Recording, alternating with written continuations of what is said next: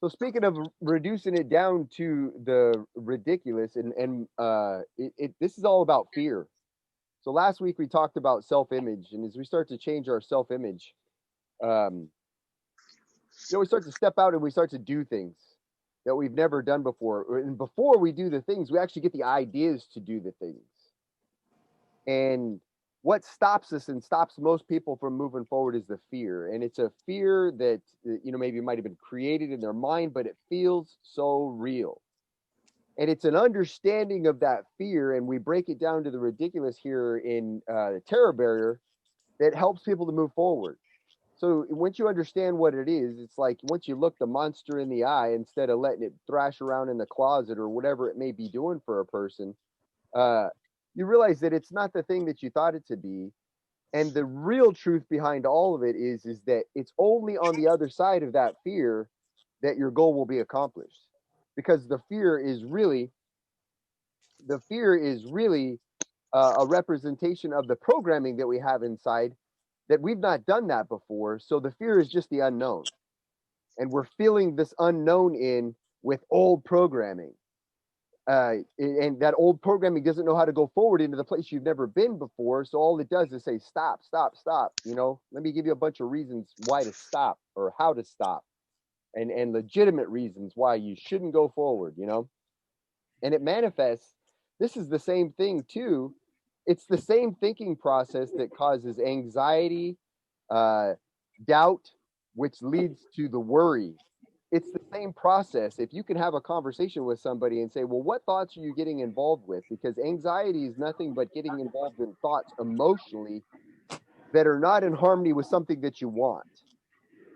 So something negative coming in that way causes a funky vibration, causes us to be in an anxious state. You know what it is that you don't want to happen, but it feels like there's no way you can avoid it and it's going to happen. And it just causes this chaotic vibration. And that's called anxiety. And you can literally go back to the thought level. Now that you guys understand the stick man, that's where it begins in the thoughts. Find the thought, replace the thought, and you can get rid of the anxiety. And you can begin to learn how to build the programming so that the thought is now not there anymore. The programming says, I don't have that thought anymore. When I have a thought, I have this new thought about that. This is why I feel good. And so you produce a person who becomes at ease. And it really is thinking. When we talk about drugs and stuff for reducing anxiety, it's not to say that it's not necessary. And I'm not against drugs, when the extreme cases where people need it, but all drugs do is dull the whole process. It's just like a shotgun approach to dull everything down so you're not feeling the emotions so much. But the true key behind it is to locate the thought that's causing the fear. Um, what I was going to share was my win for the week is an observation and an awareness. And I think it was something that I had shared last week, but it doesn't matter because we didn't record last week. So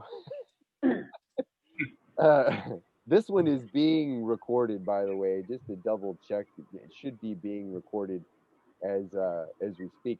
But the win is the ability just to observe stuff, stop, take the thought, and go, do I want to internalize this?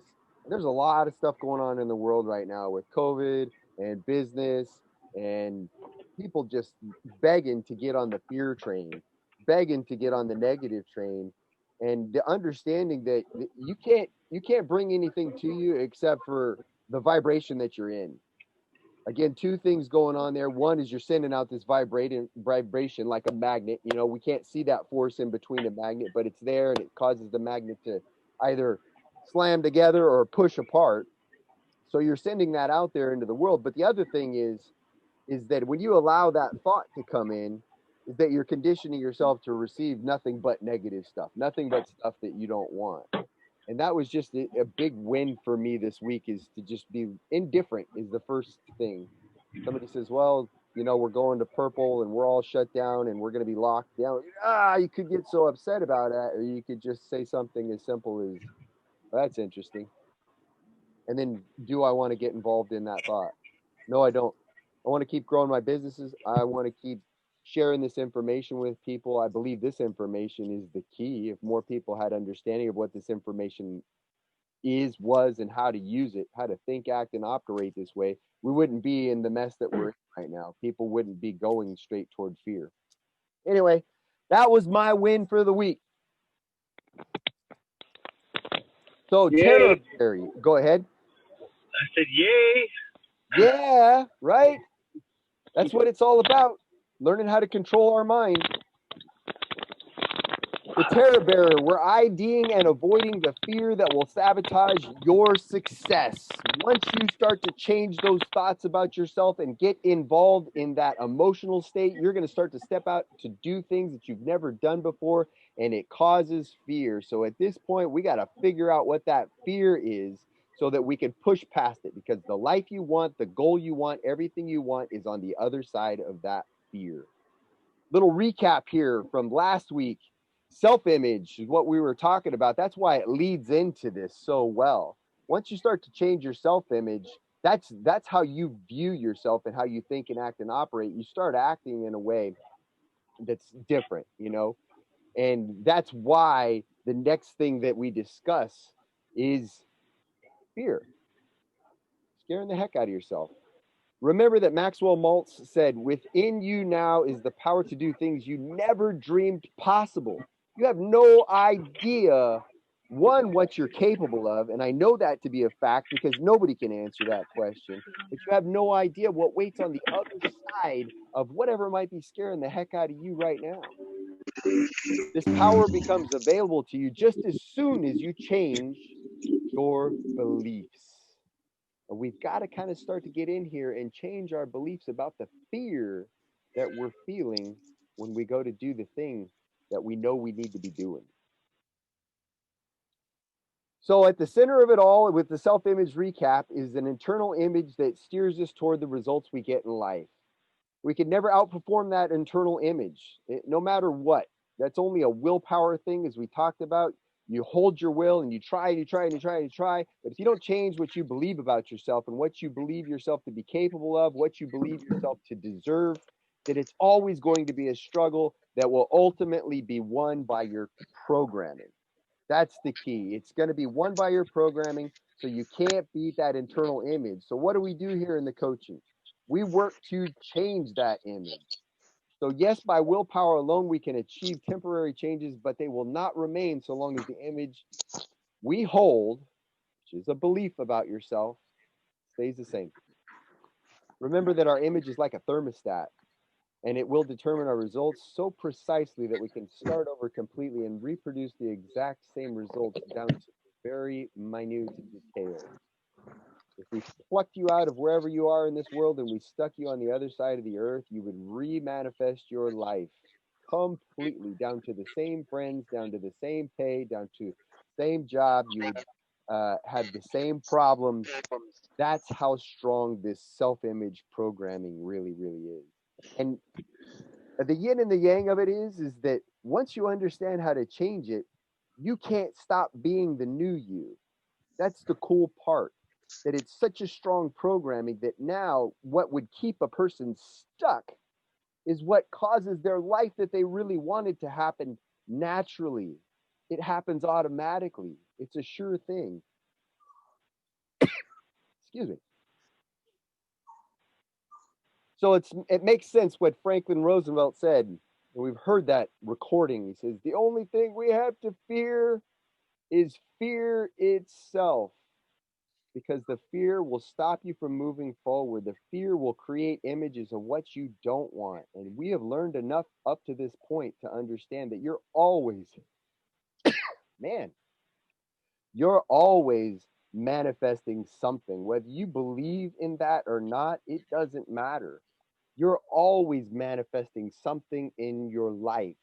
So if you're living in a more fearful state, the fear is what is going to cause what a person doesn't want.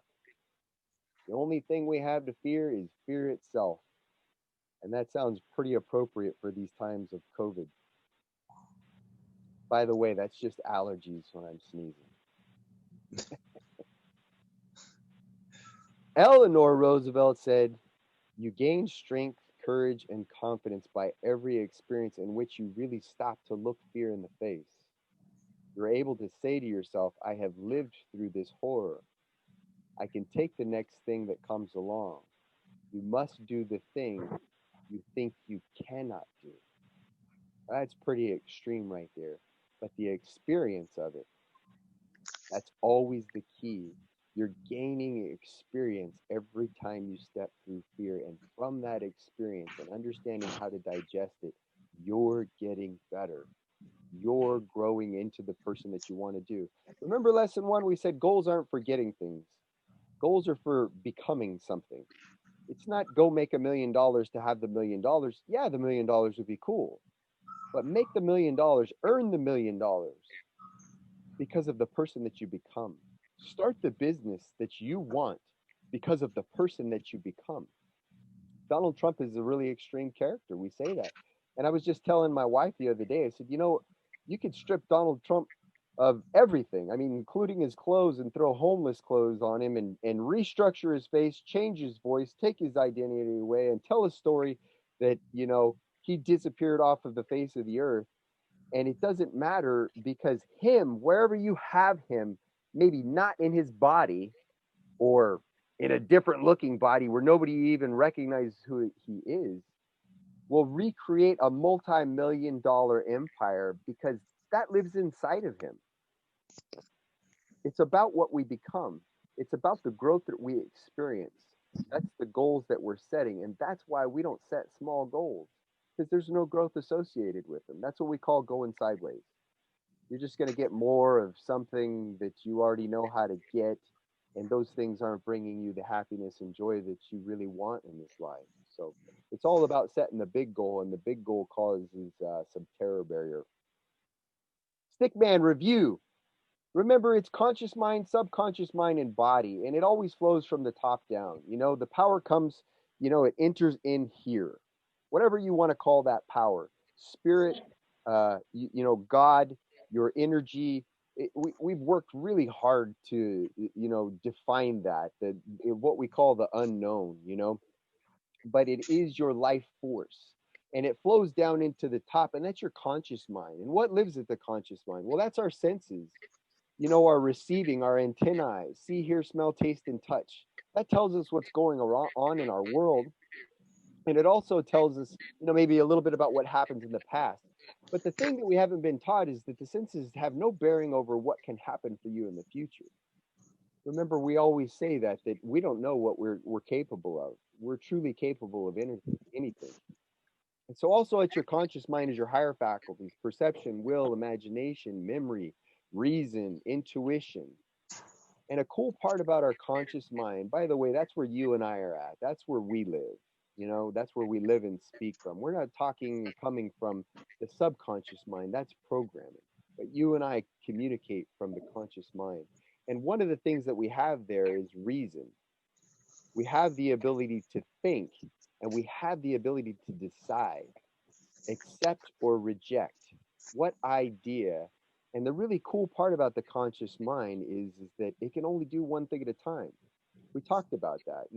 Think of two things, not the images, being by each other, but think of two things like something that you really love and then something that you just don't like at all, and think of them both at the same time. It's impossible. The conscious mind can't do it. It can't multitask. Multitasking is a myth. What we do is change the channel really fast back and forth, and we think that we're multitasking or we can do that, but it doesn't work that way. And that's a cool part. That all works in our favor. The fact that we can accept or reject, and also the fact that we can only hold our conscious mind on one thing at a time. That's good. Nothing else can slip by. Like you're the gatekeeper. You're the ambassador who says what gets in and out of what matters most. Down below that is the subconscious mind. That's where our programming lives. We're creatures that don't like to think. It costs you a lot to think. Think about when you were learning or going through school or having to pass tests and stuff you've never talked or never knew anything of, was completely abstract. It takes so much conscious thought that we're programmed to create habits. We're programmed to create programming. We're creating habitual behavior that the body starts to learn and how to do automatically. And all that stuff lives at the subconscious mind. So that's where what we call multitasking comes in. That's why you can see a woman driving down the road and she can drive her car, talk on her phone, which she shouldn't be, but and put her makeup on and take care of her kids in the back of the car. Is because all of the things that she's done is actually programmed into her. It's automatic for her.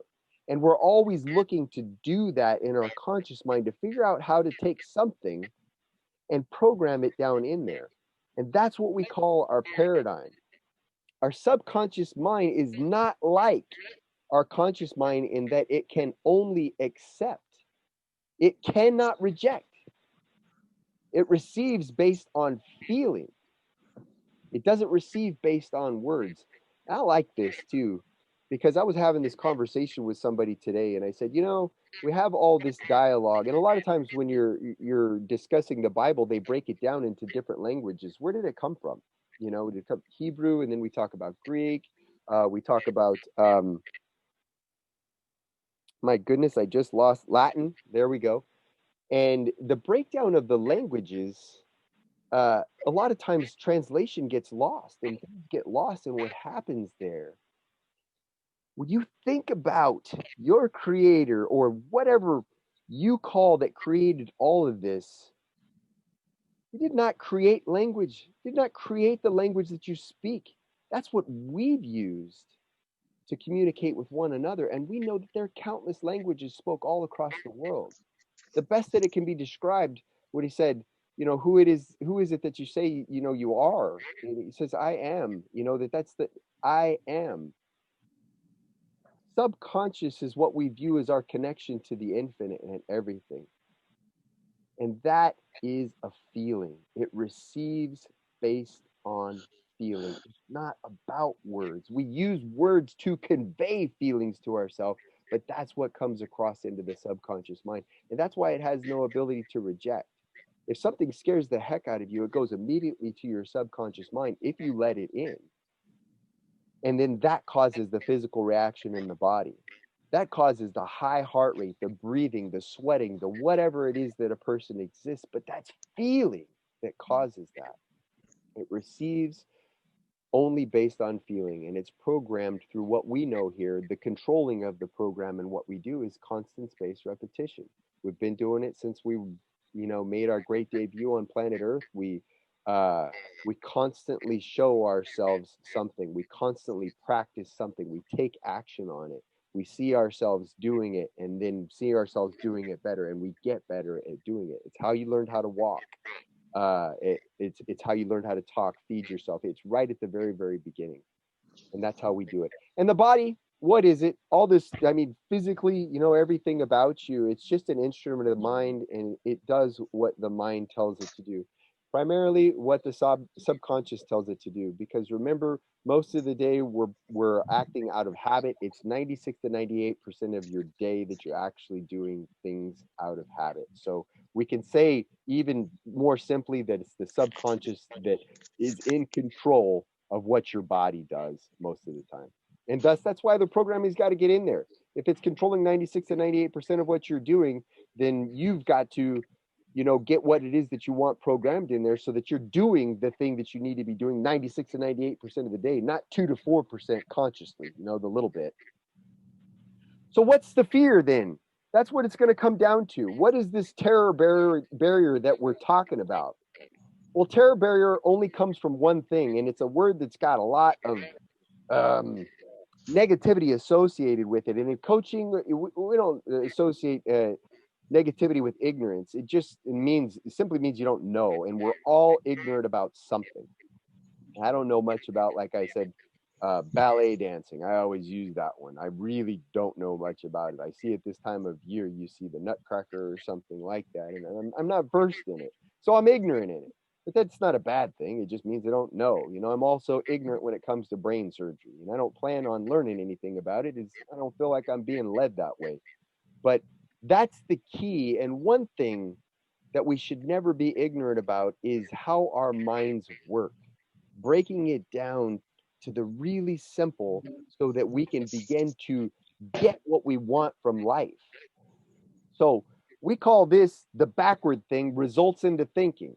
A person says that this is what I'm conditioned for. As you see the little guy down there, and I hope you guys can see that on your screen, he's got X programming in the conscious mind, and he's got he's having X thoughts in his conscious mind. And he's got X programming in his subconscious mind. And that's why a lot of times you don't have thoughts that are any different than your programming, because a lot of times the subconscious is saying, yeah, have that thought, grab onto that thought. But the X in the conscious, the X in the subconscious, which is the way we feel and believe ourselves to be, causes X actions in the body, which produces, if you see there nice and tiny, X results. And that's what we call bondage, because you never get anything different like that. No new thoughts, no new feelings, no new actions, no new results. We call it bondage because you're stuck. That's it. But in the conscious mind, think about this. A person entertains a Y idea. And that's what we've done. We've come up to this point. We're talking about a goal we've never achieved before. And then once they decide to do it, once they decide to go after it, once you start to decide to behave in the way of what you want your new self-image to be, the person that achieves this goal, that thought gets pushed down into a feeling, into an emotion that goes into the world of your programming that exists now. And that's what we were talking about. That's the XY vibration. That causes anxiety. That causes fear. That causes all that crazy stuff, which causes your subconscious to tell you, stop, stop, stop. So you're in a fear state. And the only thing that a person can do in a fearful state is the thing that they don't want to do, because that's what the strongest emotion is on. So they go to step out to do the thing that it is that they want to do, and they bounce right off that terror barrier. They give plenty of excuses for why they can't do what it is. You know, a great example of this is public speaking. People, that's one of the biggest fears. I don't even know if that is above fear of death, but I know it's right there when people really talk about it. So they step out to do the thing that they're going to do. And right at the moment that they're about to do it, they bounce off of that terror barrier. That wall comes up. They get so paralyzed by fear that they ricochet all the way back into bondage. And then they reason why that's a good idea. That's the right thing to do. Because of all the fear and everything that they experience, they'll tell you why it's the right thing to do. But it's not. It's really just a misunderstanding of what that fear is and how to break it down. That's what we call results into thinking. You think that you can't do this thing. You think that you're having thoughts, you're allowing thoughts in that says that this is not possible for you. So, well, first off, why would you then step out to do it? But even if you muster up the courage to show up to do it, you're going to get the results that you don't want, because that's what all your vibration is put into. How do we flip this stuff? How do we change it? Well, it's all about thinking into results.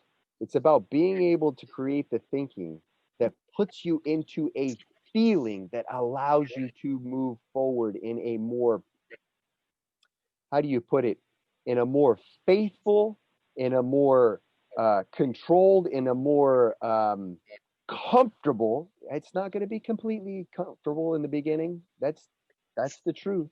But in a way where you can step through and then break through that terror barrier to see what's on the other side there. That's where your growth is. You continue to step through that terror barrier. That's where your growth is. And you continue to step through it. And that's where your goal is. That's how you grow into the person that you need to be. So you look at the bondage guy here. He entertains through reason the why thought. He gets emotionally involved with the why thought. He still experiences the fear, but he has an understanding of what the fear is. And now he's able to step through to the other side of what we call freedom. It's the real truth of the definition of what freedom is. It's being able to face what it is that you fear and move forward anyway. That's how you're going to get the results that you want in any area of your life. Because you're always going to be pushing forward to a place that you don't know how to get there. Got to learn how to push through fear. How do we do it? Man, where's my guys? Oh, wait a minute. Oh, I see what's going on here. There they are. So on the other side of ignorance is knowledge. This is exactly how we do it. We know that when we entertain thoughts that are not what we want in our conscious mind, that pushes down into a negative emotion, and that negative emotion is called fear. Fear causes anxiety. The anxiety doesn't get expressed, it actually gets suppressed. It gets pushed down. And that's what causes a person, even if they do take the action and get scared to death, most of the time it just paralyzes a person and they don't even take the action. So the next step of that is depression, which leads to not moving and the body not being in harmony. You're not vibrating in harmony. We call it dis-ease. And then the last part of that is where the body really begins to break down. This is where the whole spiritual gets tied into the physical. This is why thoughts are so important to our health. Understanding what your thoughts are is so important to your health and the thoughts that we allow in. The way that we do this is to flip over on the other side. It's through knowledge, and we can only gain knowledge through study and understanding. And we're studying and understanding about ourselves and our mind. So through that study and understanding of your mind and what you're truly capable of, you know that on the other side of something that you don't know how to do is what you want.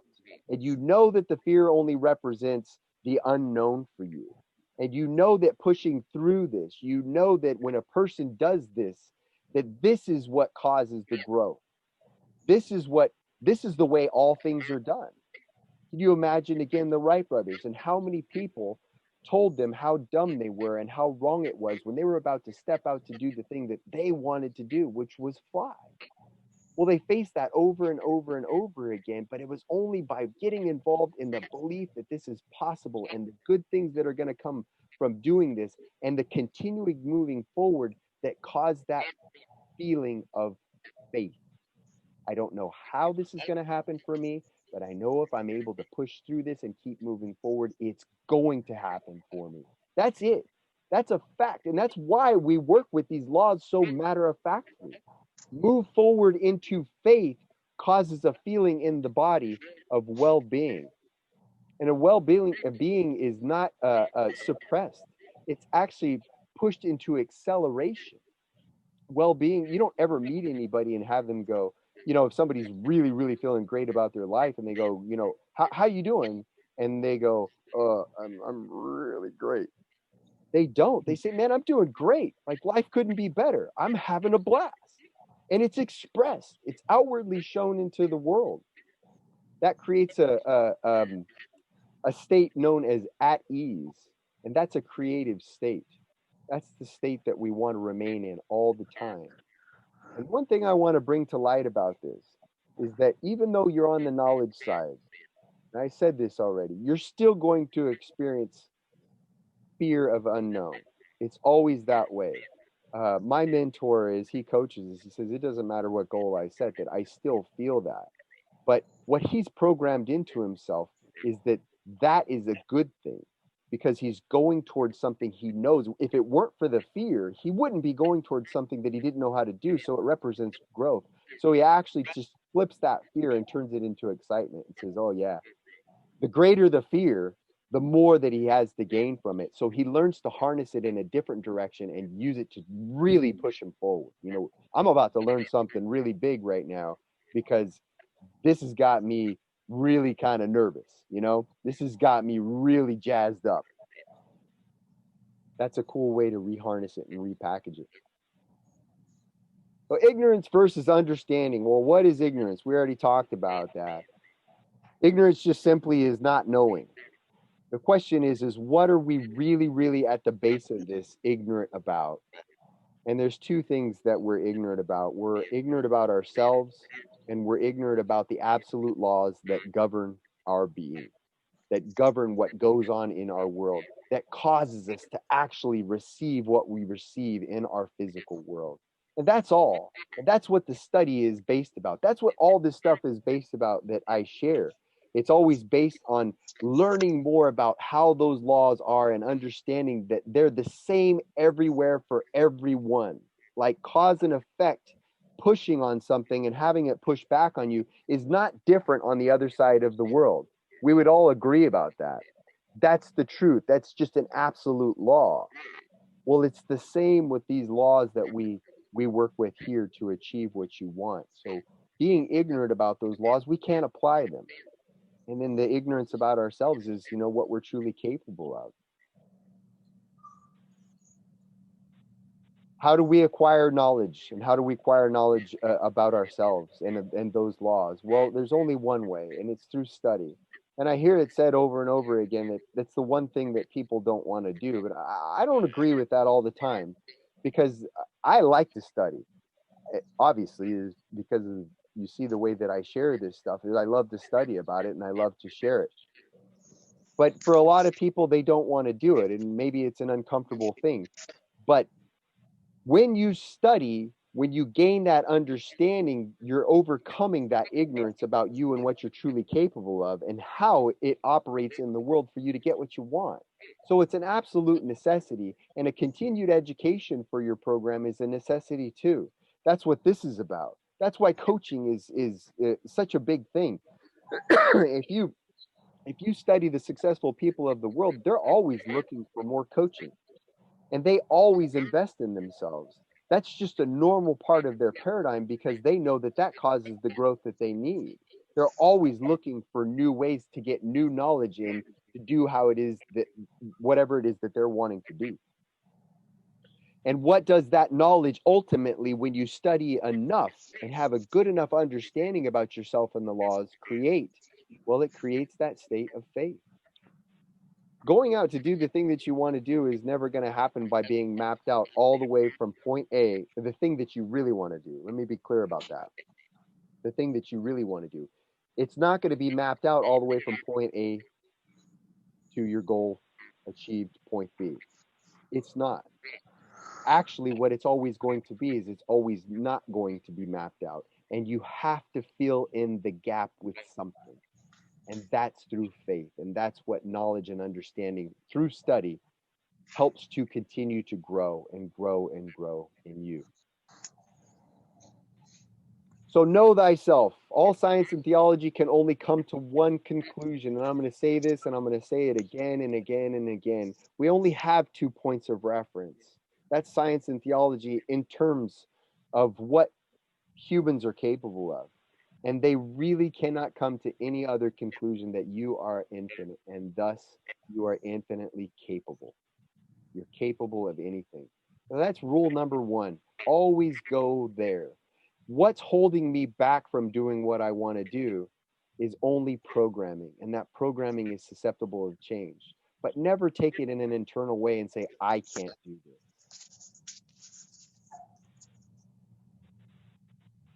That's it. That I hope that helps gain an understanding on that fear, and what it really is, and breaking it down to the ridiculously simple. It's just thoughts. How do we take action on this stuff? Time for screenshots. Review the goal that you established in lesson 1. Take a good hard look at it. It's important that we do that. We always want to make sure that we know our goal and we're looking at it from different angles. Perception, we call. Ask yourself this question. Is this what I really want, or am I settling? And it's important to ask that, because if it's not causing some kind of fear inside of you, it means you kind of already know how to do this. You're not going towards something that's going to cause growth. And really it's the yin and the yang with that. It's not something that is going to propel you forward to go do it because you don't really want it. If you don't really want something with all your heart, then why would you put the time and effort into it? It's still going to be a challenge to go out and do something else that you know how to do or kind of know how to do. And you've got to put a lot of what we call the B-type goal, a lot of players into action and things that way. So the work is still the same.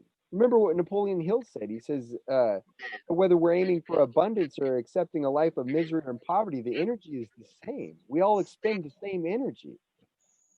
so that that's off the table. It doesn't matter the energy that you're expending. It matters what emotions that you're tapping into to go after that. If you're in love with that idea and it's something that you want with all your heart, well, now you're tapping into that energy. That's the highest energy of all. It's what you really love. What would you do for somebody that you love? Well, anything. You could be out of sleep 48 hours on your feet, and somebody could call you from a 10-hour car drive away and say that they need you and they need you right now, and you would never hesitate. You would automatically find that energy inside of yourself because of the love that you feel for that person to move forward toward them. Well, that's the same energy that you want to tap into with your goal. And that's why it's so good to ask that question. Is this what I really want? Or am I settling? If you knew you had all the talent and ability and resources that you required to accomplish something beyond that which you were working on, what would it be? Think about that goal and think about it in a big, big way. What do you really, really want to do? And you might have got it right the first time. You might have got your goal right, and that's okay too. It's just good to look at it. Then go back and look at your goal and list as many what ifs as you can as to what your life would look like if you accomplished that goal. Think about all the things that you get.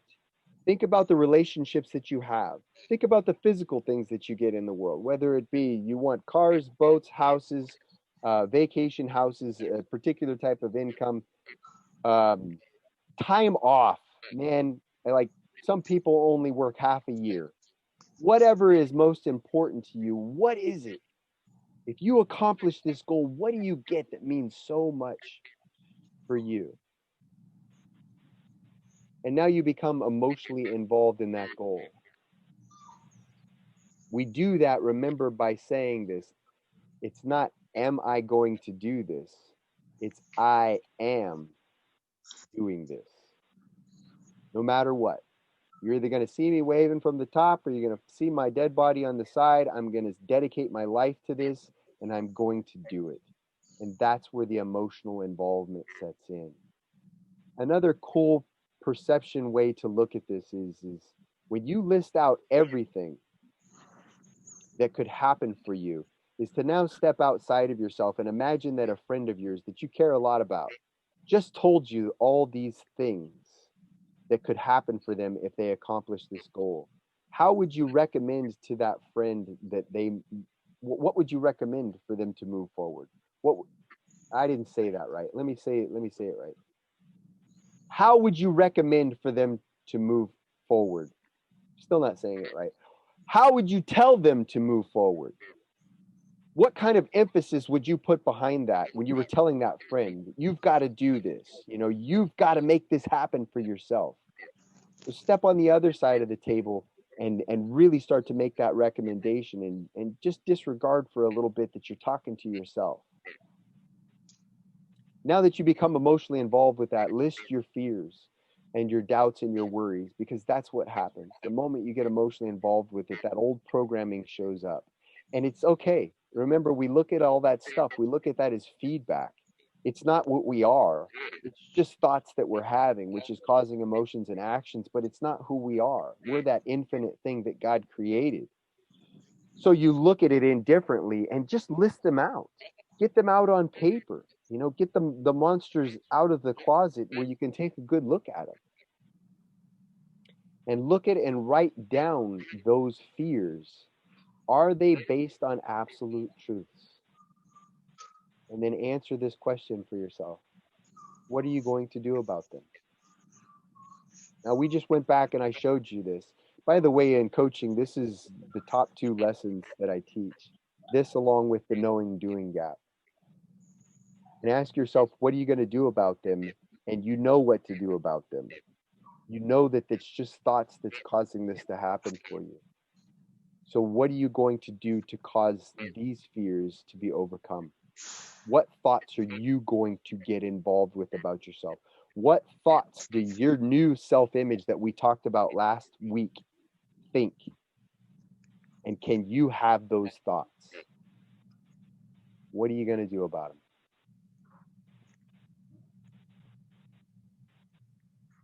So what's your action steps for this week? Does this bring up any kind of feelings for you guys? You guys, when we talk about this stuff, does it make you think back to any fears that you're facing or not facing that are coming up for you that's causing you to turn away from something? Well, I had a little fear today. Let's hear about it. So I was meeting with my broker, and we're talking about, he eventually wants to open an office here in Visalia and me running a team. And I've been down this road before, and I'm like, oh, and then the little self-doubt fear started popping in my head. And I go, you know what? I told myself this time it's going to be different. And that's all I told myself. This time's going to be different. Mm-hmm. But I started to feel it, like, can I do this? Am I incapable? But then I was like, you know what? That's interesting, but this time it's gonna be different. I'm just gonna let it go. I had to stop thinking about it. At least stop the vibration. Yeah, I just was like, you know what? I'm not gonna entertain this because I know it's gonna be different. But I started to feel it. My old programming coming in, like, all this stuff's telling me that I can't. Yeah. Why you're not worthy of it, or why this doesn't happen for you, or why it goes bad every time, right? It just starts flying in. Right. And it's just thoughts. Yep. Yeah, and so like right there, what you talked about is understanding the difference. Now already the stick man kind of lives inside of you because you're the ambassador and you've got the barrier. And at least you can do is say, oh, stop. I'll think about the flower that I see right there, or something different, Right. Start from there. And then from there, you can get out of that vibration, and then you can start stepping into that self-image, of who you really want to be.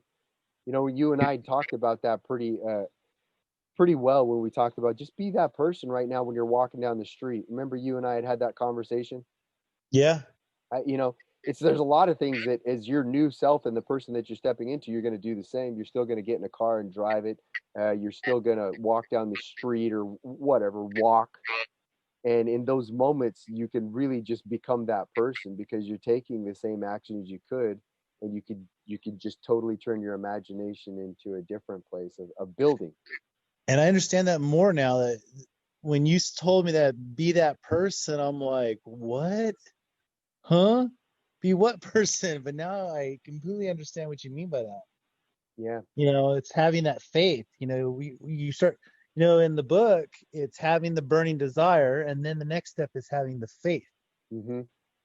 And I never had the faith. That was always the doubt. Yeah. You'll never receive something before you believe it. We think that in this world because we're taught to live through our senses so much, but receiving never happens before you believe it. And even if it does show up in some way in your life, you'll reject it. You'll tear it down. You'll not even acknowledge it or whatever because it just doesn't match with your programming. So It's always that belief has to be created. And it comes down to really basic stuff too. Like I said, we said worthy. You're worthy of this, and you're worthy of so much more. And if you don't think so, just sit back and ask yourself, like, and I know I reference God a lot here, but that's me and that's my belief. But what does God think you're worthy of? When you're having that conversation with yourself about why this is not going to go well, and like, oh, I don't deserve it, blah blah blah. And a good pause is to say, was that what God thinks about me? No way. Yeah. We're going to put you here to suffer and have everything bad and like, why? No, there's no way. He really put you here for what we're going through, to continue to step into a higher and higher and higher version of yourself. And I'll be danged if he doesn't think that you're worthy of that thing that's right in front of you, because it's right in front of you. Right. That was part of it. It's been put there for a reason to see, hey, are you ready to accept this? Are you ready to take this?